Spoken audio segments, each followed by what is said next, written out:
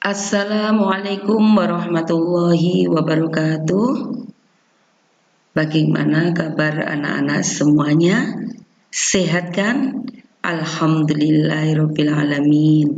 Jumpa lagi dengan Ustazah Agustin pada mata pelajaran fikih kelas 5 semester 2. Baik, kita akan mempelajari tentang kurban. Ya, sebelum dimulai materi, yuk kita baca basmalah bersama-sama.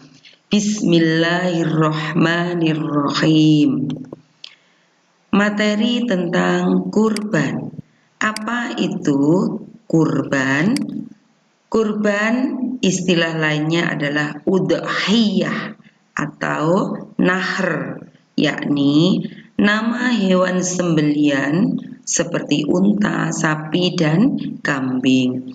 Hari Raya Haji disebut Idul Adha atau Yaumun Nahr yang berarti hari raya kurban. Nah, kata kurban sendiri berasal dari kata koroba, yakrobu, kurbanan.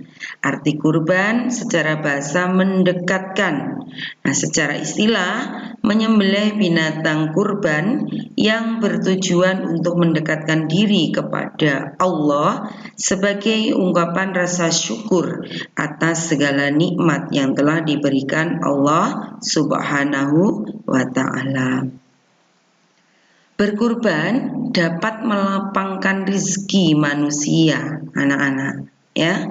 Sebagaimana terdapat dalam Al-Quran surat Al-Kautsar ayat 2. Fasholli li rabbika wanhar. Nah, ini. Selanjutnya, sejarah kurban. Bagaimana sejarahnya?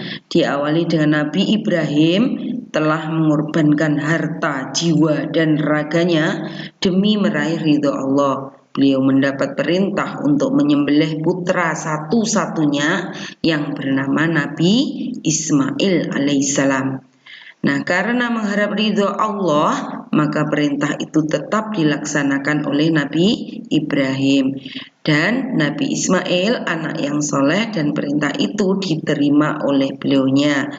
Ketika pedang siap memotong leher Nabi Ismail, tiba-tiba tubuh Ismail diganti oleh malaikat Jibril dengan apa, anak-anak? Dengan seekor kambing.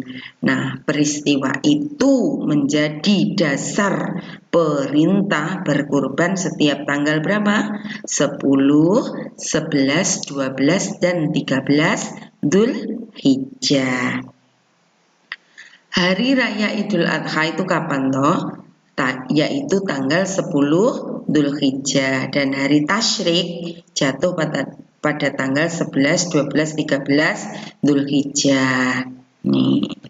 Selanjutnya, hukum dan waktu berkurban. Hukum kurban adalah sunnah. Waktu pelaksanaannya ada 4 hari, yaitu kapan saja? Tanggal 10.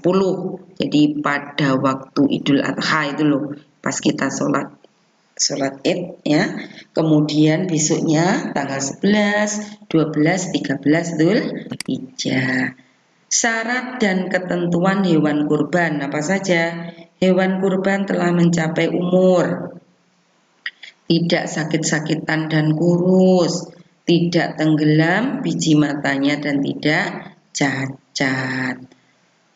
Selanjutnya, daftar hewan yang cukup umur untuk dikurbankan. Apa saja? Yang pertama, unta. Umur berapa? 5 tahun menginjak 6 tahun. Sapi umur 2 tahun memasuki tahun ketiga.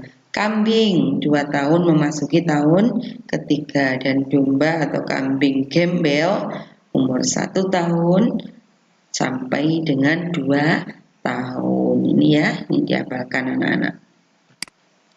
Selanjutnya adalah larangan bagi orang yang hendak berkurban. Dilarang apa saja? Nah, ini dilarang memotong kuku dan rambutnya, baik rambut di kepala, kumis, sekitar kemaluan maupun ketiak. Ini dilarang. Selanjutnya, tata cara berkorban atau menyembelih hewan kurban. Yang pertama, alat penyembelihnya atau pisaunya itu harus tajam, menghadap kiblat, disembelih pada lehernya, membaca basmalah dan takbir, disembelih 1 kali potongan, nggak boleh berkali-kali ya. Dipersembahkan hanya untuk Allah, sayang terhadap binatang. Selanjutnya adalah disunahkan di tempat sholat atau lapangan. Ini adalah tata cara penyembelihan hewan kurban. Bisa kan anak-anak? Iya. Selanjutnya, menyembunyikan pisau dari pandangan mata hewan kurban. Ini masih lanjutannya ya. Cara menyembelih tadi, pisaunya disembunyikan, jangan terlihat oleh hewan yang belum disembelih. Binatang dibawa dengan cara yang baik, nggak boleh disakiti. Kemudian menjauhkan hewan yang belum disembelih dari yang sudah mati, harus dijauhkan yang lainnya ya.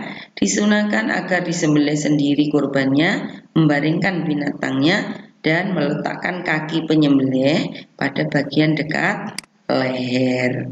Selanjutnya adalah pembagian daging kurban. Sebagian ulama berpendapat daging kurban itu dibagi 1/3, jadi satu hewan itu dibagi sepertiga gitu ya. Sepertiganya untuk orang miskin, sepertiganya untuk orang kaya, dan sepertiganya orang yang berkorban, kecuali yang korban nazar. Selanjutnya adalah daging diberikan belum masak ya, belum dimasak atau masih mentah. Kalau akikoh diberikan ketika dagingnya sudah masak atau sudah dimasak. Kemudian kalau daging kurban itu harus dalam keadaan mentah ya, itu bedanya. Dan nazar itu adalah berjanji. Kurban nazar itu berjanji. Selanjutnya hikmah kurban. Yang pertama, mendekatkan diri kepada Allah.